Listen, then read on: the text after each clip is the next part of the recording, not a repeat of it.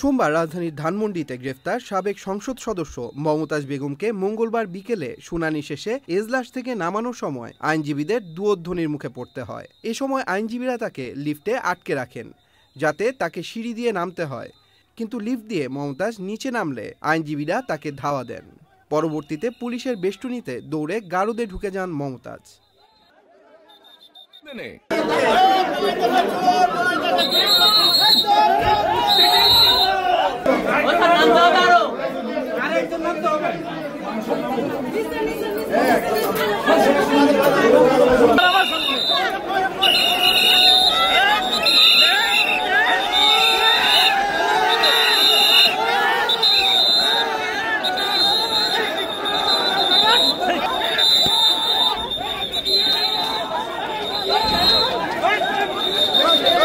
এর আগে বৈষম্য বিরোধী ছাত্র আন্দোলনে রাজধানীর মিরপুর মডেল থানায় দায়ের করা মোহাম্মদ সাগর হত্যা মামলায় গ্রেফতার সাবেক সংসদ সদস্য 4 দিনের রিমান্ড মঞ্জুর করেন আদালত। Tanmoy Mahmud, Channel I online.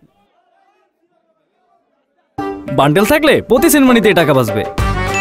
BKash send money bundle কিনে জিতুন প্রতি লেনদেনে।